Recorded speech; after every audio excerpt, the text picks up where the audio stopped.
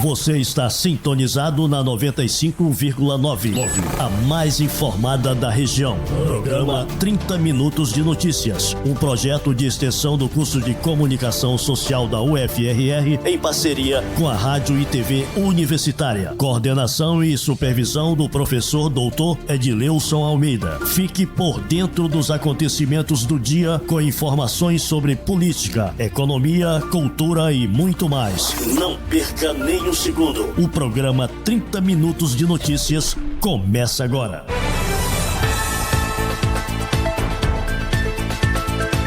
Boa tarde, eu sou Ana Paula Lopes. Começa agora o programa 30 Minutos de Notícias, com informação e serviços. Você está na Universitária 95,9. Acompanhe a programação pelo aplicativo Rádiosnet e pela internet em radio.ufrr.br. Anota o nosso WhatsApp 95 981 18 80 39. Aqui você ouve as notícias do momento em português e espanhol. Confira as notícias de hoje. A Seleção Brasileira de Futebol Feminino estreia na Copa do Mundo da FIFA na próxima segunda-feira. O primeiro adversário será a Seleção do Panamá. Entram em vigor as novas regras do Minha Casa Minha Vida. O levantamento inédito do IBGE aponta que 8,9% dos brasileiros possuem algum tipo de deficiência. Acontece de 29 de julho a 7 de agosto a fase final do 50º Jogos Escolares de Roraima. Confira essas e outras notícias aqui na Rádio Universitária FM 95,9. Eu volto em 30 segundos. Programa 30 Minutos de Notícias. Programa 30 Minutos de Notícias. Depois de 3 meses de seletivas, acontece de 29 de julho a 7 de agosto a fase final dos Jogos Escolares de Roraima. Vão participar estudantes de pelo menos 160 escolas de todo o estado. Entre os atletas da fase final, 319 deles devem representar o estado nos Jogos Escolares da Juventude e nos Jogos Escolares Brasileiros. Mais de 6.200 atletas de escolas da capital e do interior participam da Edição Ouro, que celebram a 50ª edição dos Jogos Escolares de Roraima. Chamada de Edição Ouro por ter sido realizada 50 vezes, a tocha passeou pelos 14 municípios, restando apenas a capital, onde será realizada a etapa estadual final. Durante 3 meses, foram realizadas as etapas regionais em Caracaraí, Alto Alegre, Rorainópolis e Bonfim. Serão disputadas 18 modalidades ao final de toda a competição. 2 delas estreantes é o caso do triatlon e natação em águas abertas. Esta é a maior competição estudantil roraimense que teve início pelo interior do estado em 4 regionais. Participaram 781 atletas na Regional 1 em Caracaraí, que recebeu visitantes de Mucajaí e Iracema. A Regional 2 em Alto Alegre foi a maior dentre as 4 no interior. Contou com 1.178 alunos. Os municípios visitantes foram Pacaraima, Amajari e Uiramutã. Em Rorainópolis foram 572 participantes na Regional 3, com escolas de São João da Baliza, São Luís e Caroebe. Já em Bonfim, a Regional 4 contou com 934 estudantes com escolas de Normandia e Cantar. Na capital, mais de 2.700 atletas foram inscritos na competição. A expectativa é que 161 escolas inscritas participem da etapa final dos Jogos, que acontece entre 29 de julho a 7 de agosto em Boa Vista. Os melhores atletas representam Roraima nos Jogos Escolares da Juventude e nos Jogos Escolares Brasileiros. Estudantes com idade entre 15 e 17 anos disputam 129 vagas para representar o estado em São Paulo no mês de setembro nos Jogos Escolares da Juventude. Outras 290 vagas serão disputadas por estudantes de 12 a 14 anos. Os classificados representam Roraima nos Jogos Escolares Brasileiros. A data e local estão em definição. O professor Lucas Guilherme, do Instituto de Desportos de Roraima, comentam os preparativos para a fase final. Nós tivemos as 4 fases regionais, aqui que corresponde Caracaraí a primeira, a segunda Alto Alegre, a terceira Rorainópolis e a quarta Bonfim. Logo após, agora teremos a fase classificatória de Boa Vista e em seguida a grande fase final, né? Esse ano nós tivemos um número recorde de inscrições que corresponde a 6.220 atletas que estão disputando fases até a grande fase final, onde vamos conhecer os nossos campeões e representantes do estado de Roraima nos nacionais escolares, né? Então, assim, Está tudo sendo organizado, tudo sendo feito da melhor maneira possível. São meses de organização, são meses de preparação dessa equipe do Instituto para que a gente possa oferecer o melhor possível aos nossos atletas. Nós sabemos a importância do esporte na vida das crianças, dos jovens, dos adolescentes. Sabemos que o esporte é educação, o esporte é transformação. E é por isso que nós temos esse dever a cumprir de entregar o melhor possível, né? Nós podemos classificar como uma responsabilidade de levar adiante sonhos de milhares de crianças, de pessoas que depositam no esporte a esperança de dias melhores. Então é isso, esperem sim uma grande fase final e saibam que tudo está sendo feito com muito amor, carinho e dedicação para receber vocês nessa fase aí que vai encantar a vida de todos os roraimenses que participarão dela. De Benison Santana para os 30 minutos. As novas regras do Minha Casa Minha Vida entram em vigor. As medidas aumentam subsídio e reduzem juros para faixas 1 e 2. Confira os detalhes. As informações são da EBC. O Minha Casa Minha Vida é um programa de habitação do governo federal. O programa oferece subsídio e taxa de juros abaixo do mercado para facilitar a aquisição de moradias populares e conjuntos habitacionais na cidade ou no campo até um determinado valor. As famílias selecionadas precisam preencher alguns requisitos sociais e de renda, além de não possuir casa própria. O Minha Casa Minha Vida tem como meta contratar até 2026 2 milhões de moradias. Este ano, uma das principais novidades do programa é o retorno da faixa 1, agora voltado para famílias com renda bruta de até R$ 2.640. A ideia é que até 50% das unidades financiadas e subsidiadas sejam destinadas às famílias de baixa renda. O subsídio oferecido às famílias dessa faixa de renda varia de 85% a 95%. Agora, o programa também permite a aquisição de moradia urbana usada e a inclusão de famílias em situação de rua no programa. O programa é voltado ainda para residentes em áreas urbanas com renda bruta familiar mensal de até R$ 8.000 e famílias de áreas rurais com renda bruta anual de até R$ 96.000. Na área urbana, são 3 faixas. A faixa 1 é para a família com renda bruta mensal de até R$ 2.640. A faixa 2 é para quem ganha até R$ 4.400 e a faixa 3 para famílias com renda bruta mensal de até R$ 8.000. No caso de família residente em área rural, a faixa 1 é para a família com renda bruta anual de até R$ 31.680. A faixa 2 para quem ganha até R$ 52.800 e a faixa 3 atende renda bruta de até R$ 96.000. Há uma lista de requisitos que direcionam a aplicação dos recursos do orçamento da União e de diversos fundos que ajudam a compor o Minha Casa Minha Vida. Um deles é que o título das propriedades seja prioritariamente entregue às mulheres. Outros requisitos são famílias que tenham mulher como responsável pela unidade familiar, famílias que tenham na composição familiar pessoas com deficiência, idosos e crianças e adolescentes, famílias em situação de risco e vulnerabilidade, famílias em áreas em situação de emergência ou de calamidade, famílias em deslocamento involuntário em razão de obras públicas federais e famílias em situação de rua. O país tem mais de 281 mil pessoas em situação de rua, um déficit habitacional de quase 6 milhões de domicílios e outros 25 milhões com algum tipo de inadequação. Os projetos, obras e serviços do Minha Casa Minha Vida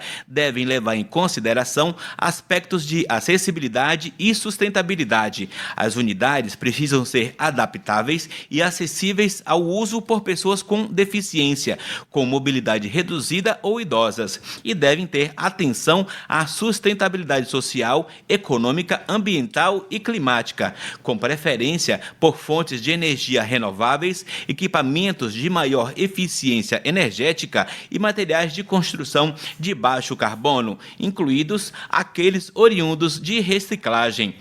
O programa tem 5 linhas de ação: subsidiar, parcial ou totalmente, unidades habitacionais novas em áreas urbanas ou rurais, financiar unidades habitacionais novas ou usadas em áreas urbanas ou rurais e também a locação de imóveis em áreas urbanas, provisão de lotes urbanizados e melhoria habitacional em áreas urbanas e rurais.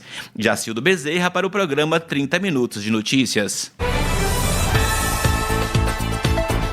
A Seleção Brasileira de Futebol Feminino estreia na Copa do Mundo da FIFA na próxima segunda-feira. O primeiro adversário será a seleção do Panamá. Vamos conferir as datas e horários dos Jogos do Brasil na Copa do Mundo Feminina 2023. O Mundial começou ontem, dia 20 de julho, e a final será no dia 28 de agosto. Mas até lá, a seleção brasileira tem que superar pelo menos 6 adversários. A equipe de Pia Sundhage, Marta e companhia vem em busca do título inédito. O Brasil está no grupo F junto com Panamá, Jamaica e França.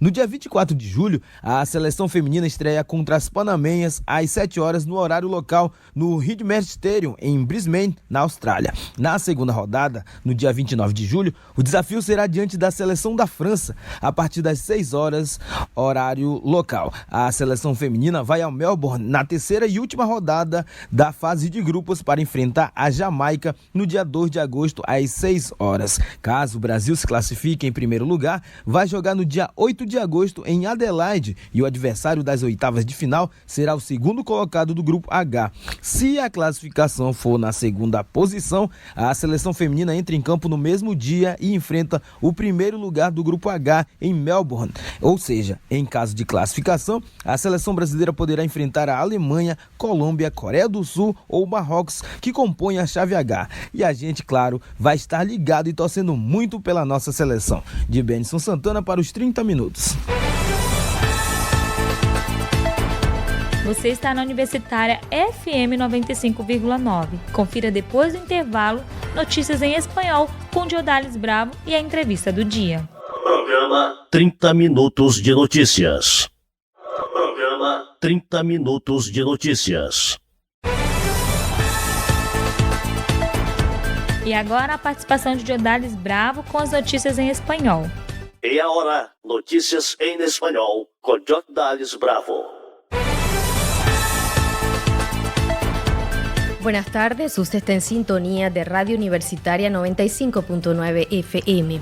Comisión Primaria abre lapso de impugnación y reclamos para voto en el exterior con el reporte detallado Carlos Monsalve.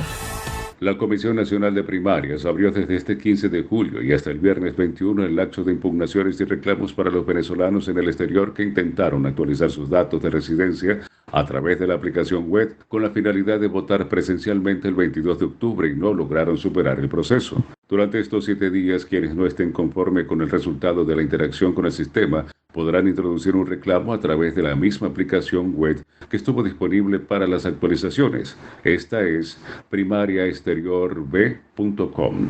Esta herramienta digital fue modificada para recibir durante estos días solo entradas referentes a impugnaciones y reclamos que después de recibidos pasaron a ser evaluados por un equipo humano. La Comisión Nacional de Primarias y la Comisión de Apoyo para el Voto en el Exterior informaron que se alcanzó la cifra de 311.324 ciudadanos cuyas entradas fueron validadas de forma exitosa y que podrán votar el 22 de octubre en algunas de las 81 ciudades designadas como centros de votación en todo el mundo. Reportó para 30 Minutos de Noticias Carlos Andrés Monsalve, Venezuela.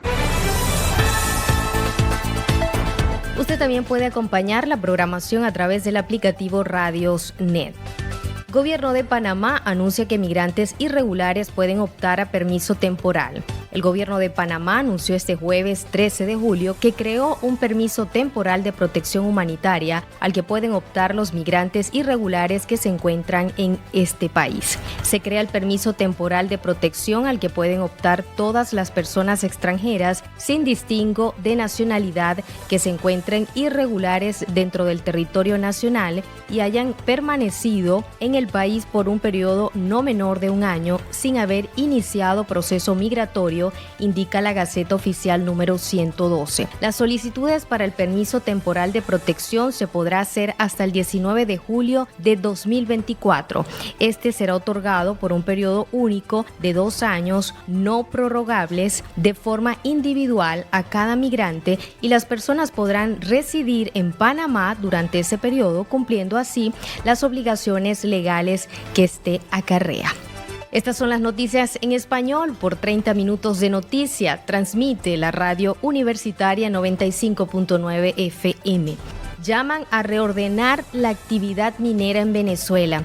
En medio de la creciente preocupación por la situación de la actividad minera ilegal en Venezuela, Aisquel Andrade, directora del Centro de Estudios Regionales de la UCAP Guayana, destacó la necesidad de implementar un reordenamiento de este sector. Durante una entrevista por Radio Fe y Alegría Noticias, Andrade hizo hincapié en la importancia de una nueva política minera, el fortalecer el registro único de mineros y una red de responsabilidad absoluta hacia la vida de los trabajadores, tal como se practica en otros países a nivel mundial. Que tendría que hacer, y ya lo intentó el gobierno, al menos lo declaraba cuando empezó todo este plan minero, era la idea de hacer un registro único minero. O sea, lo primero que tendríamos es que fortalecer el registro único minero. O sea, el gobierno podría y tiene los recursos para hacerlo. Cuando digo lo de la actividad militar, es que está bien la actividad militar para poder expulsar, porque lo hacen todos los países de América Latina para expulsar la actividad minera ilegal, pero lo que hay que hacer junto con eso es un registro único minero, una política pública para el minero artesanal y conjunto con una política económica de mayor impacto productivo que desalentara la actividad minera y reorientara a esas personas hacia una actividad productiva, porque la pregunta que hay que hacerse es por qué alguien, y no los hacemos permanentemente en el centro, por qué alguien querría exponer su vida, querría meterse en un hueco donde no hay oxígeno en suficiente cantidad y pasar 8 o 10 horas metidos allí tratando de picotear, dejar el 60% si tuvieras una actividad económica tan atractiva que te permitiera vivir de otra manera y trabajar de otra manera. Esa es la pregunta que nos hacemos y evidentemente ahí creemos que hay una responsabilidad del Estado de impulsar una política económica y social de otra naturaleza. Eso es todo por hoy. Usted está en la radio universitaria 95.9 FM. Yo soy Yogdalis Bravo. Buenas tardes y hasta el lunes. Noticias en español con Yogdalis Bravo. E agora é a hora da entrevista do dia. Entrevista do dia. Então, na entrevista do dia, já temos aqui no Estúdio 2 a professora doutora Catiele Suzane Nascimento Silva, a diretora do Instituto de Geociências da Universidade Federal de Roraima. Professora, para começar, o que é o Instituto de Geociências da Universidade? Olá, muito boa tarde. Eu estou atualmente como diretora do Instituto de Geociências, substituindo o atual diretor, o professor Arthur Rosa Filho. E o Instituto de Geociências hoje é um instituto que tem basicamente 2 departamentos, o Departamento de Geografia e Geologia, e que faz a gestão aqui de 4 cursos de graduação, não é? 3 do curso do Departamento de Geografia e um deles no Departamento de Geologia. Portanto, de uma maneira geral, o Instituto de Geociências é aquele que está preocupado com as questões ligadas e que interliga tanto a natureza quanto a sociedade. Professora, vamos começar então pelo curso de Geologia. Qual é que é o perfil hoje do egresso ou da egressa deste curso da Universidade Federal de Roraima? Hoje, o que o Instituto de Geociência espera, não é, como ingresso, como capacidade desse geólogo que se forma no IGEL, é um profissional que tenha condições de atuar em qualquer área das ciências geológicas, com uma visão abrangente das geociências, das suas interações com ciências correlatas, apto a um trabalho em equipe com profissionais de diversas áreas do conhecimento, capacidade e motivação para realizar atividades de trabalho de campo e também que domine uma linguagem técnica geológica ao ponto de ter capacidade de adequação desta linguagem à comunicação também com outros profissionais e com a sociedade. Professora, quantas vagas são oferecidas para o curso de Geologia? Como é que é o acesso? Como dividir essas vagas? Hoje, o curso de Geologia conta com 40 vagas, sendo 20 delas disponibilizadas para entrada através do SISU, né? O horário de funcionamento do nosso curso de Geologia ele é integral, ele funciona no período da manhã e da tarde, e vale lembrar que a UFRR aqui possui diferentes modalidades de bolsas para que a gente garanta que esse nosso aluno de Geologia consiga permanecer fazendo um curso integral dentro do nosso instituto, e as formas de ingresso do nosso curso de Geologia é o vestibular e o Enem. Professora, e qual é a competência, quais são as habilidades que o geólogo, a geóloga desenvolve? Sem sombra de dúvida, espera-se que um geólogo que saia das nossas mãos dentro do Instituto de Geociências, ele saiba fazer um mapeamento geológico, que inclui trabalhos topográficos, geodésicos, levantamentos geoquímicos e geofísicos, né? Estudos relacionados àquilo que se liga às ciências da Terra. Além disso, um planejamento, execução, um gerenciamento, avaliação e fiscalização de projetos, por exemplo, ligados às questões de recursos naturais e do ambiente, também envolvendo recursos hídricos, e fazer pesquisa e otimização de aproveitamento tecnológico dos recursos minerais e energéticos, mas sob o enfoque, sem dúvida, do mínimo impacto ambiental. Como é que estão divididos hoje os cursos no Departamento de Geografia, professora? Hoje, o Departamento de Geografia do IGEL conta com 3 cursos. 2 deles são cursos de licenciatura em Geografia, um presencial e um ensino à distância, e o curso de bacharelado em Geografia. Portanto, hoje temos, sob a nossa gestão do Departamento de Geografia, 3 cursos de graduação. Por que licenciatura e por que bacharelado? O que muda de um para o outro? Essencialmente, a mudança está naquilo que é o próprio perfil. Um aluno que adentra num curso de licenciatura em Geografia, ele está muito focado naquilo que é a docência. A gente está formando um professor de Geografia que vai atuar essencialmente nas instituições de ensino básico, secundário, como se chama, né? Atuação tanto no ensino fundamental quanto no ensino médio. E o geógrafo, que não é o professor de Geografia, ele é um geógrafo, aquele que adentra no curso do bacharelado em Geografia, a sua atuação não é dentro das escolas do ensino básico, né? É um campo maior de atuação, como a gente vai citar aqui alguns deles. Então, o campo de atuação, por exemplo, desse geógrafo que entra no mercado de trabalho com geógrafo é também a própria pesquisa e academia, oportunidade para os geógrafos trabalhar fazendo pesquisa e também trabalhando na própria docência, prestação de serviço de caráter permanente, por exemplo, através de assessorias, tanto ligadas às questões ambientais, quanto às questões ligadas à própria sociedade, e também trabalho, assim como geólogos, órgãos governamentais. Então, aqui para citar alguns, que são campos de atuação desse geógrafo, é o próprio IBGE, a Secretaria de Meio Ambiente, onde podem atuar, por exemplo, em projetos de mapeamento, gestão de recursos hídricos, o INCRA, a própria Secretaria de Planejamento e Orçamento do Governo de Roraima, a própria Acnur, por exemplo, através de levantamentos de dados socioeconômicos e populações vulneráveis como a migrante. É interessante dizer aqui que o aluno que adentra no curso de bacharelado em Geografia, né, ele tem dentro desse perfil aquilo que a gente chama os estágios supervisionados. E esses estágios supervisionados, eles acontecem em instituições externas ao UFRR, muitas vezes em órgãos onde muitos desses alunos, depois, eles são recrutados para trabalhar enquanto profissionais dentro desses órgãos que eles tiveram a oportunidade de conhecer enquanto ainda estavam nesses estágios, enquanto graduando. E o aluno de licenciatura também tem os seus estágios, mas esses estágios acontecem essencialmente dentro das escolas, porque depois é o campo de atuação desse professor de Geografia. Então, podemos dizer hoje que a qualificação do Instituto de Geociências chegou num nível bastante satisfatório. Sem sombra de dúvida. E um dos indicadores que temos neste momento é que, em março deste ano, por exemplo, o curso de bacharelado em Geografia passou por avaliação do INEP e obtivemos a nota máxima, a nota 5. Depois, posteriormente, agora menos de um mês, foi a vez do curso de licenciatura em Geografia EAD e também tiramos nota 5.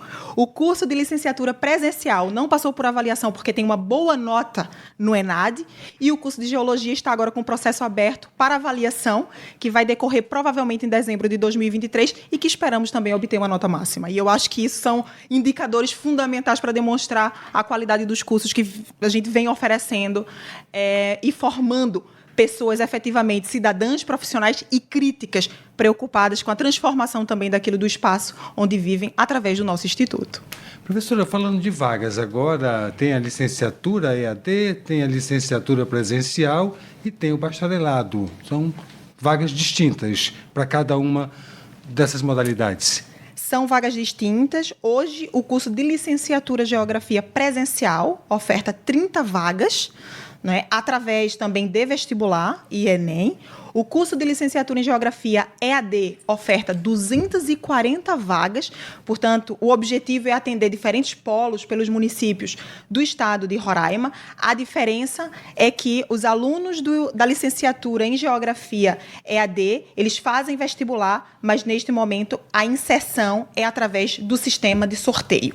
E no caso do bacharelado em Geografia, nós ofertamos hoje 20 vagas, sendo 10 disponibilizadas para o SISU e também através do vestibular e o Enem. E só um adendo que eu quero aqui fazer, que é um fator de muito orgulho hoje para o Instituto de Geociências, é que o curso de licenciatura e bacharelado presencial também ofertou, agora no ano de 2023, vagas para o vestibular indígena. Então, portanto, agora, pela primeira vez, vamos ter alunos indígenas no nosso instituto e, portanto, isso é um motivo de orgulho para o IGEL hoje.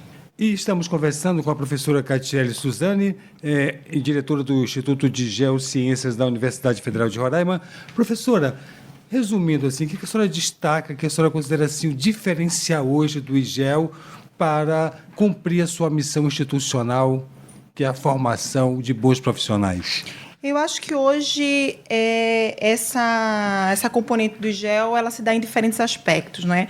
Um deles, sem sombra de dúvida, é essa posição privilegiada e estratégica onde os cursos de Geologia e Geografia estão inseridos. É como eu falei, estamos numa área, não é, riquíssima em termos minerais, de grande mobilidade e migração, com recursos naturais abundantes e que requer esse manejo, esse manuseio de forma muito consciente. E, portanto, eu acho que através dos 4 cursos, na verdade, sem esquecer também daquilo que é a atuação na formação básica através dos alunos de licenciatura. Portanto, eu acho que o IGEL aqui tem uma posição muito estratégica e muito fundamental naquilo que é formar profissionais de atuação, tanto naquilo que é a formação básica, no caso, as nossas crianças das escolas, além de dar respostas para aqueles que são grandes desafios hoje, que são desafios ligados tanto aos aspectos sociais, de mobilidades humanas e também ligadas às questões ambientais. Portanto, eu acho que aqui o IGEL, sem sombra de dúvida, tem um compromisso ainda maior por estar posicionado no território amazônico e, portanto, isso é ainda mais responsabilidade tanto para nós, enquanto formadores,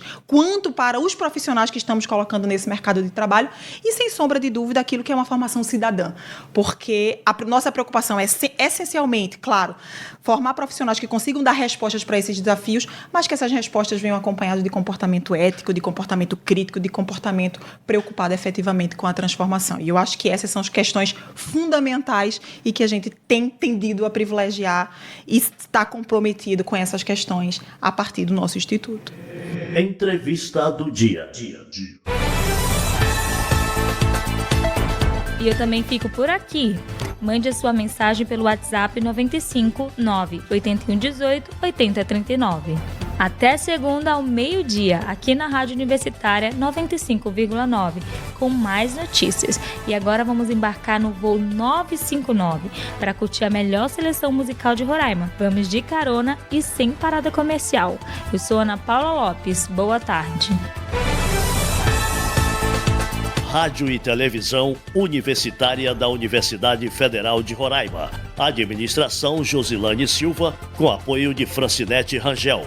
Redação de jornalismo Jéssica Nascimento, Vanessa Vieira e Rebeca de Alencar. Acadêmicos de jornalismo Nilzete Franco, Kelry Siqueira, Ildinei Júnior e Raquel Vitória. Coordenação da Rádio Universitária 95,9, Daniel Anderson Oliveira. Coordenação da Divisão Técnica Renato Rocha. Equipe da TV Universitária Canal 2.1, cinegrafistas Felipe Reis e Lacerda Carvalho. Editores Cristiano Rangel, André Tavares e Juliana Barros, também na coordenação da TV Universitária. Direção-geral da RTV, Paulo César Reis da Silva, o Paulinho. Vice-reitor Silvestre Lopes da Nóbrega e reitor da Universidade Federal de Roraima, José Geraldo Ticianelli. Programa 30 Minutos de Notícias.